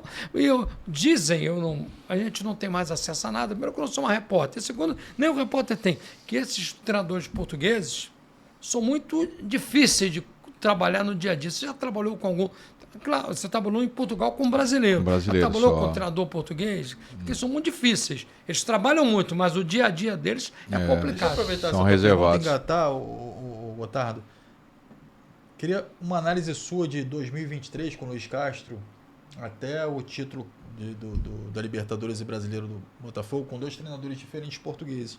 Queria que você fizesse uma avaliação dessa trajetória do Botafogo. O que deu de errado e o que deu de certo entre Luiz Castro e... O Luiz Castro ele já estava há 1 ano e pouco, né? Quase 1 ano e pouquinho, 1 ano. Não chegou a ficar isso. Ele ficou 8 meses só. Eu imaginei que já seja 1 ano. Então o trabalho nunca chegou no nível que ele gostaria que chegasse. Né? O time oscilou bastante. Eu lembro bem, acompanhava de perto, assistia os jogos. E aí chegou naquele Campeonato Brasileiro e já com uma vitória muito interessante contra o São Paulo. Ali virou a chave. Aí iniciou o processo todo da competição e bem. 13 pontos de diferença. Criou aquela gordura toda e o próprio Abel do Palmeiras falou assim, o campeonato já está decidido. Falou, o campeão é esse aí. E realmente ninguém esperava, né? O que aconteceu. Enfim, aí o Luiz Castro aí depois foi embora, né? Caiu para cima, foi empregou lá em Dubai, Arábia, não sei. Enfim, e ficou assim um espaço, a Caçapa assumiu. A Caçapa ficou 4 jogos, uns 4. Então, e veio o Lúcio Flávio. Aí foi, Flávio. Aí aqui não ganha nem para o ímpar, então, ele é um pé frio qualificado. Então, e depois do Lúcio Flávio veio o Thiago, né? Thiago Nunes. Muito mal. Na época o diretor era o Mazuco. E trouxe um treinador que não tinha, na mesma leitura de ver, não tinha condições de estar naquele grupo, de trabalhar aquele grupo. Tecnicamente era muito diferente para ele. Não tinha perfil, né? Ele não tinha um perfil, ele estava vindo do Peru. Até falei, conversei com o Mazuco, eu achava que tinha que ser um treinador né? E alguns jogadores estavam inseguros, você vê que vários gols o Botafogo sofreu a 50 minutos, 52 minutos. A própria mídia colocava o Botafogo como campeão, né? E a mídia cobrava isso e também. Eu sou de números. O Botafogo no primeiro turno, em 19 jogos, ganhou 17. No segundo turno, em 19 jogos, o Botafogo ganhou 3. Então. Bahia 3-0 no Newton Santos. Fluminense, para variar, ganhava sempre. 2-0. E ganhou do América Mineiro. Depois não ganhou mais. Ganhou mais jogo nenhum. É aí que você faz aquela conta que o empate é bom resultado. Sim. Porque perdeu pra caramba, né? Perdeu aqui pro... Ele perdeu pro Santos, ganhava de 1-0, tomou gol. Perdeu, não empatou. Fez tomar gol do Soteldo de cabeça, tem que sair preso o zagueiro, né? Perdeu pro Curitiba. Perdeu pro Soteldo, fez o gol do Messi. Perdeu pro Curitiba. Tu não pode, você foi zagueiro. Você faz um gol com 50 minutos. Acabou. Não pode tomar um gol de 52. Tem que dar uma porrada em alguém e acabar o jogo, pô. Não, mas aí você tem que ver a formação do time, como é que saiu o gol. Eu lembro bem como é que foi o gol, quem estava ocupando os espaços. Eu falei, eu falei assim, vai tomar o gol. Para o jogo. A jogada começou, eu falei, vai tomar o gol. Para o jogo lá fora, acaba o jogo, pô. Por isso que assim, tinha que ser um cara cascudo, cara de muitas camadas, né? Que é o Luxemburgo, seria o ideal para tal, né? Mas aí passou o tempo e depois veio o Arthur Jorge, que é um perfil também tipo Castro, assim, mais comunicativo, né? Eu até falei, eu tive com ele, eu falei, eu acho que nós jogamos contra lá. Ele deve ter acho que 9 anos a menos que eu. E jogamos contra lá em Portugal. O Paulo jogou com ele, foi o treinador do Paulo. Então. Tanto ele como o Abel foram jogadores do Paulo Tuori. Exatamente. E, enfim. E aí eu falei assim, até que cheguei a comentar com o diretor da ocasião, falou, o Arthur Jorge vai cair para cima, tá? Ele vai embora. Pode esperar que venha proposta para ele boa aí. E foi o que aconteceu. E até falei, e aí, quem que vai comandar esse pessoal aí? Com a saída do Arthur Jorge? Não, tem lá um preparador físico. Você não pode ter um preparador físico para comandar a ausência de um treinador, até campeão, você né? buscar Luxemburgo. Muita gente falou que Luxemburgo era o cara ideal para assumir aquele período final da competição do Botafogo, de cima, que às vezes compromete todo um trabalho. O Botafogo vinha sendo muito pressionado. Eu queria falar uma polêmica com ele aqui. Vamos falar, conclui. A gente gosta de polêmica, vamos na polêmica então. Não, eu queria saber, porque assim, o Botafogo sai o Luiz Castro, fica aquela confusão toda, enfim, aquele mal-estar, né, com a saída dele, Cristiano Ronaldo. E o Botafogo é muito lento para contratar. O Alessandro Brito fazia a sua vida com o cara. Fazia entrevistas para escolher o treinador. O cara fazia um monte de bobagem e demorava pouco tempo. E o John Textor agora, enfim, está sendo expurgado aí do Botafogo. tinha muita influência nessa tomada de decisão. Ele queria conversar com o treinador. Sabe? O que ele entende para definir o esquema de jogo? Botafogo, pô. Então, tudo que ele falou, que ele queria, não aconteceu. Porque veio o Paiva, aí também, da forma que jogou, aí ele falou assim, não é do jeito que eu queria. Pô, mas ele conversou com o Paiva. Que é o Botafogo Way, né? Que ele chama Botafogo Way. Segundo dizem, ele tentou escalar e o Paiva tem personalidade. Não vai permitir, né? Não vai. O cara que tem personalidade, eu vou usar uma frase que meu pai dizia sempre. Meu filho, se você precisar levar o leite para casa, você engole muita coisa. Se você tiver a sua vida resolvida, não engula. O Paiva está com a resolvida, não engoliu. Então, mas aí o diretor, se ele quiser convencer o treinador, tem que ter base, tem que ter conhecimento. Mas o Texo tem autoritário. Mas não vai. Não é assim que funciona. Não vai. Vou escalar aqui ou você está na rua. Então, estou na rua. Passei por isso. Ou você escala meus filhos, ou vou ter que demitir. Eu falei, então tá, estou fora. Fazer o quê? Será que o cara não percebe que os filhos não estão jogando porque não tem mérito nenhum?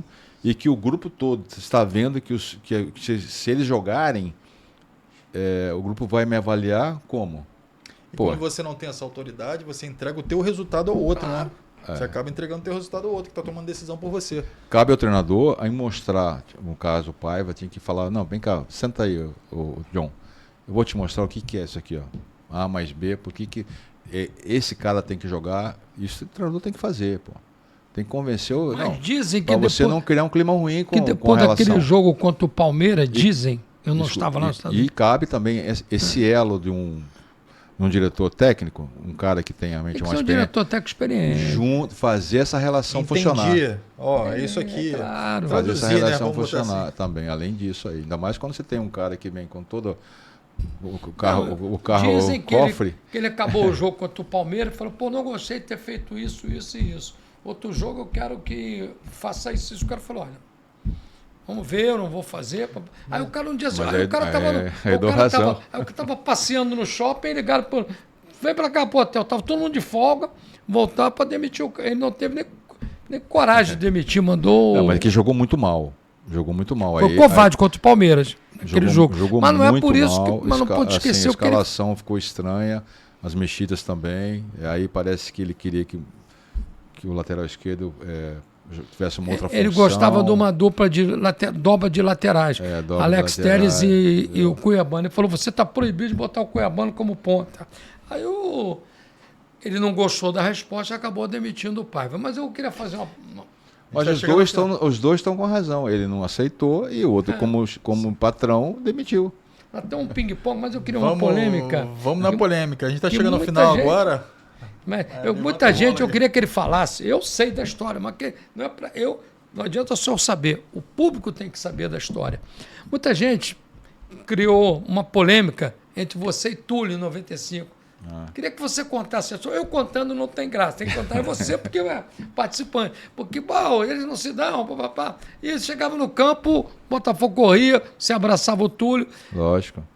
Nada a ver. Tinha umas diferenças, lógico, né? Mas assim, nada que comprometesse o dia a dia, nosso trabalho, a gente não ia sair para jantar.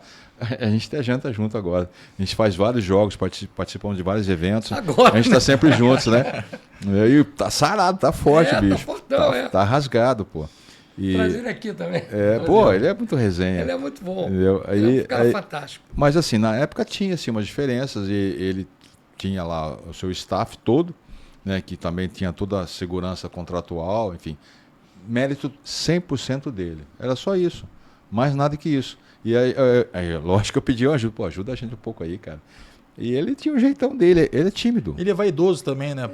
O Túlio é um cara tímido, não é assim, você vai falar, um cara que vai chegar no vestiário, né, a lá vampeta, não, esquece.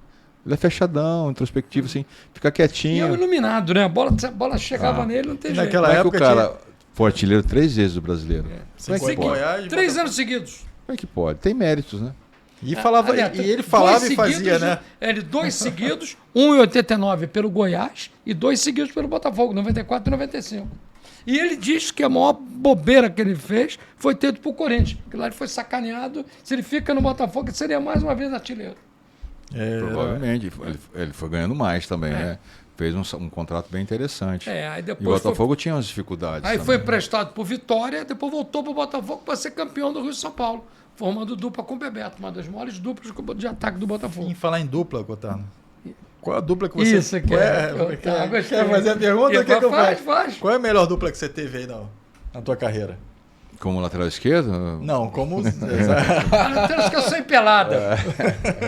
Cara, assim, eu joguei com grandes zagueiros, mas os caras ótimos mesmo. Assim, num contexto da minha vida, eu tive várias duplas, né?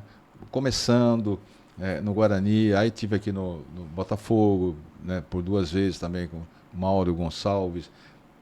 O Marcelo de Jean foi um parceiraço no Cruzeiro, então eu tive grandes duplas. Joguei com o Paulo Madeira no Marítimo, lá em Portugal, que era do Benfica, chegou à seleção nacional. O Júnior Baiano também, com você, também, baita dupla. Assim, grandes duplas. Aí assim, com o Rogério você jogava do lado direito, que o Rogério é canhoto. Mas o Rogério aqui. O Rogério também jogava fácil. Rogério Né? Lourenço. Pô, gente chutava finíssimo. forte, habilidoso, né? Impulsão absurda. Enfim, assim, na história da minha vida, assim, no período mais difícil, de repente, de trabalho, eu tenho com o Julião, lá no Guarani, eu começando, a gente estava muito bem, as nossas mães estavam sempre se encontrando nos jogos, né? Um período mais romântico da vida, né? Mas também todo mundo duro igual um coco, tinha dinheiro para nada. E aqui no Botafogo foi o Mauro, também, pelo contexto da conquista do estadual, né? Foi fantástico aquilo que nós fizemos, a forma que nós jogamos. A gente criou uma ideia de jogo que se usa muito hoje, a maneira que a gente jogava naquela época. Se faz hoje, porém, só que a gente fazia mais coberturas, né? Como se fala, mais dobras, tal, né? E a gente tinha liberdade para sair assim jogando tranquilamente, tanto um quanto o outro. Tinha sempre esse respaldo também do sistema defensivo, que zagueiro comanda esse defensivo. Não é só com a bola, não. Sem a bola também joga. E também, se puder ter um zagueiro que comande a transição ofensiva, já você vai ter um grande zagueiro no seu time. É importante. O Djian também foi fantástico lá no Cruzeiro, né? Bom, vários zagueiros, cara. Mas acho que assim, pelo brilho da conquista, da superação das adversidades que todos tinham, que nós tínhamos na época, fica de 89 a dupla, né?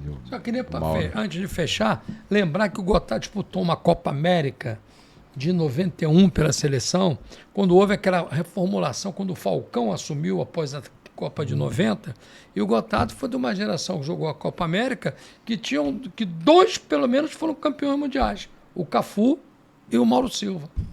E o Márcio Santos também, 3, o Márcio Santos. O Branco. O Renato não foi, né? Ele estava na seleção também, o Neto também estava. O Careca, não o Careca do São Paulo, o Careca era do Marília, que jogou no Palmeiras também, o Magrinho estava, também não foi. O Raí estava também. O Gil Baiano lateral estava, mas o Cafu acho que era reserva na ocasião. O Tafarel. Time bom. Tava ali, tinha uma base boa, né? Naquele time tinha uma base boa. Dali o Falcão, o Falcão caiu em 92, o Parreira preparou, armou aquele time com aquela base, essa base que ele citou foi para a Copa América. Tava quantos anos nessa época da Copa seleção? do Mundo. 28. 28, tava. Dá pra ter ido. E na, vários na Copa teria aqui 30, 31. Ali vários companheiros formaram dupla com ele, foram para a Copa do Mundo. Márcio Santos, Júnior Baiano, Gonçalves, Galvão, formaram dupla com ele. Julião, Ricardo Rocha, Paulo Madeira. Todos eles, em algum momento na carreira, eu contribuí com eles, tá? Vou dizer escada, que foi decisivo, né? Longe disso, tem essa prepotência. Foi muito bom. Projeto do Gotardo. Continuo trabalhando eu tenho minha vida, né? Mas assim, eu continuo no meio esportivo, lógico, buscando uma casa boa para se trabalhar também. Às vezes sou convidado para comentar jogos, também muito legal.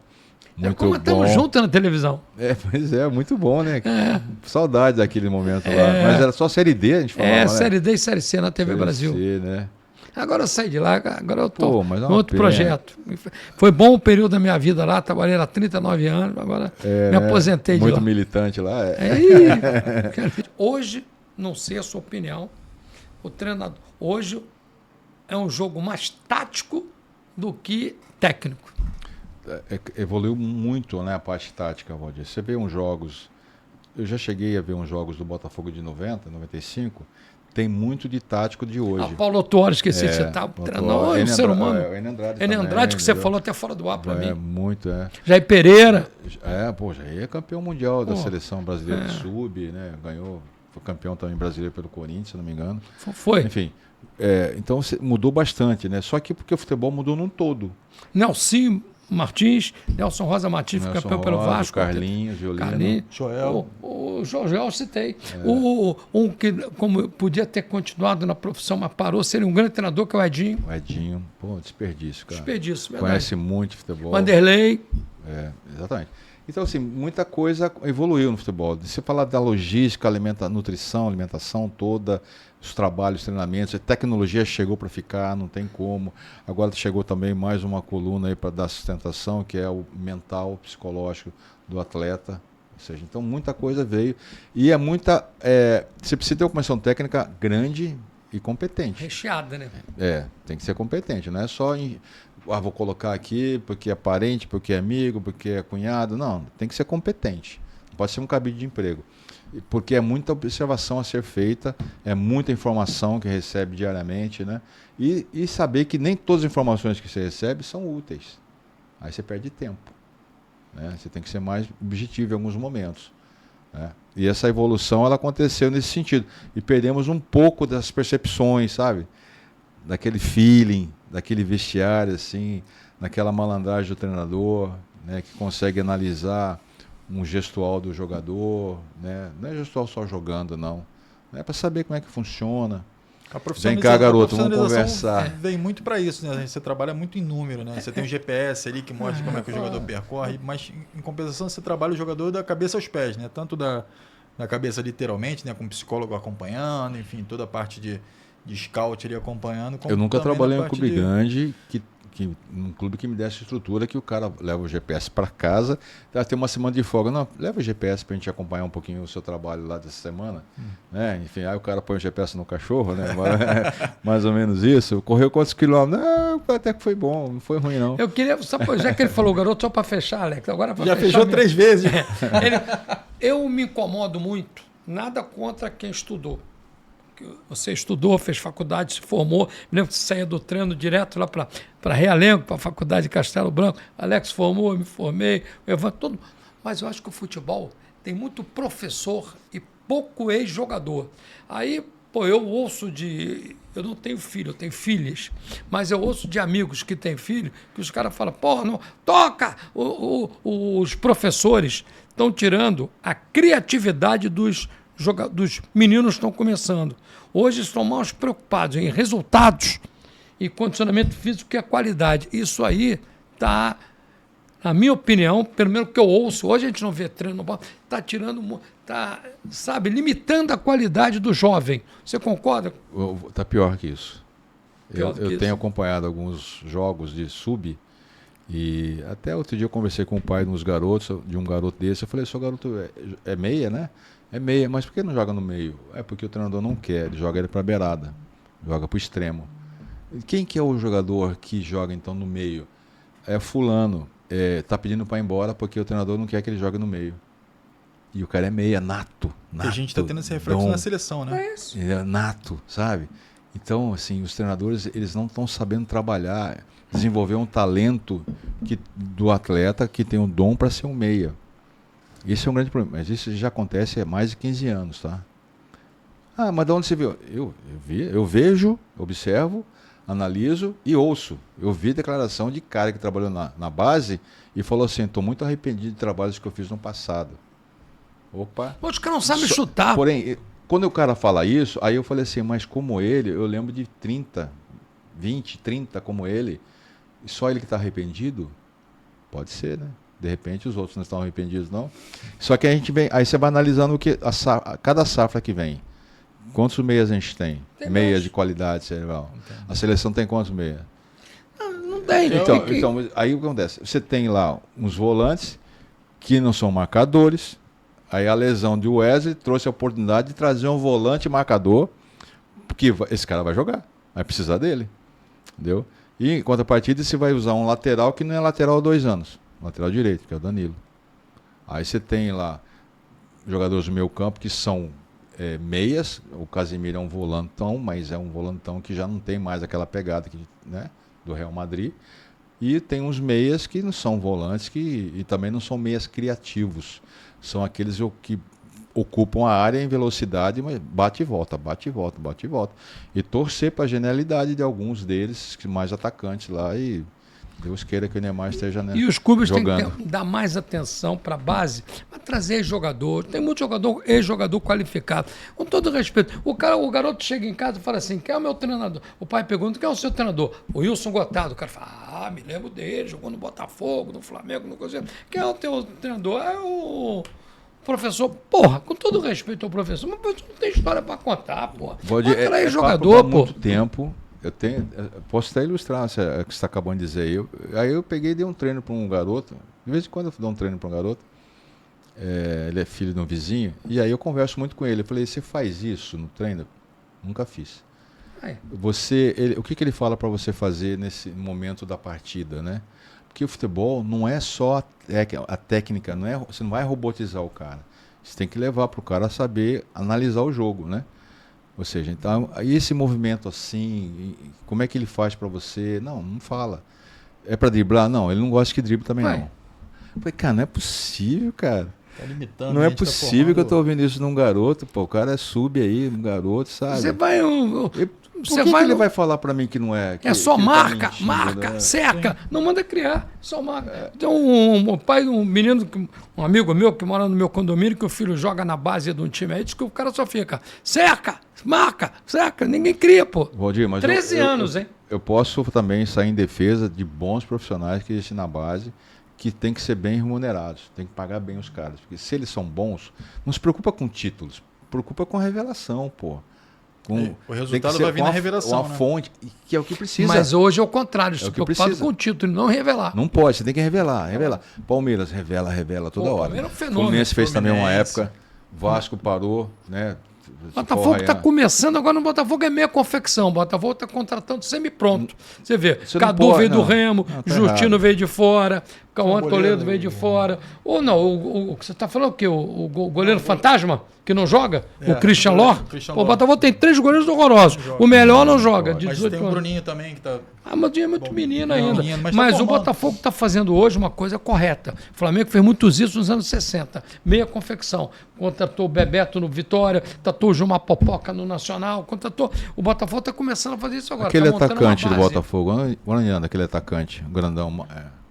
Qual? Porque ela é revelação aí. Foi lá para fora? Tá nos Estados Unidos, Mateus Nascimento. Espero que ele fique por Ele muitos anos nos Estados Unidos e não volte, que ele é horroroso. Não, mas ele sempre foi a eterna promessa. Sempre foi a A eterna eterna promessa. Promessa de ateu. Assim Pô, como mas o Luiz Henrique. aí eu ficava preocupado. Falei: eu não estou conseguindo enxergar isso. Então eu ficava com medo. Falei: eu não estou conseguindo avaliar esse rapaz. Não é promessa. Aí, então, todos aqueles que avaliaram. Então, Mas hoje o Botafogo revelou boas semi-promessas aí. Lembra o Luiz Henrique, o Lourinho? Tá no Remo, se eu não me engano. Não, agora, o Luiz Henrique está no Boa Vista aqui. Boa Vista. Mas o Luiz Henrique é uma outra história. Luiz Henrique é uma outra história. Depois, outro dia eu conto. O Mateus Nascimento, rapidinho. O Botafogo ia apresentar Tem coisa que só acontece no Botafogo. O Honda foi contratado, estava todos os ingressos vendidos, veio a pandemia. O Honda estreou com o estádio vazio. No dia que apresentaram o Honda, uma semana antes da pandemia, e Alberto Valentim era o técnico, e aí fizeram para trazer o torcedor, fizeram um amistoso sub-15, Botafogo e sub-17, Botafogo e Boa Vista. Aí lotou o estádio e todo mundo fez esse amistoso. E ele, grandão, fez a diferença. Fez a diferença no jogo. Aí todo mundo ficou empolgado com o garoto. O que fizeram? Ele não teve base. Pegaram um garoto de 15 anos e botaram num time que estava brigando para não cair em 2020. Acabou, deu no que deu. Ele pulou etapas. Ele poderia ter sido um bom jogador no Botafogo. Mas a carência... Eu lembro disso aí. E tem umas coisas no futebol, tem um frisson. Tem que botar garoto no momento certo. Queima o garoto, você coloca o garoto antes da hora, você tem que preparar. Eu tenho vários treinadores que estão até hoje aí, falam assim: eu não tenho medo, não, eu lanço o garoto para jogar mesmo. Mas tem que preparar o garoto para jogar. Não é assim, só colocar assim. Aí dá uma sorte de fazer um gol, tá vendo só? O cara fez um gol, eu lancei. Mas não é assim, cara. Você tem que ser responsável pelo futuro do atleta. Não pode só apostar numa sorte do cara fazer um gol ali, ou um zagueiro falhar de repente. Nunca mais joga. Tem que preparar o cara, não só fisicamente, tecnicamente, taticamente. Agora, exatamente. É muita coisa que envolve. Valdir, isso aí é papo para dias e dias aqui. Gottardo é um show, né, cara? É uma figura humana fantástica. Enfim, e uma história maravilhosa. Receber o Gottardo aqui. É uma honra, né? Uma honra. Estamos hoje realizados. Enfim, legal, muito Gottardo, bom. muito obrigado pela tua presença. Enfim, a casa é sua. Quando quiser aqui a gente está à disposição. Você... A gente vai ter o Gottardo aqui algumas vezes aí com a gente. Vamos sim. É só me avisar, ó, tô livre, vem. E vambora. Sucesso na carreira, tudo de bom aí. Quando o Túlio vier... Não, fechado. Fala para ele. Enfim, Valdir, obrigado mais uma Um abraço, vez. Alex. Tamo junto aí. Semana que vem tem mais.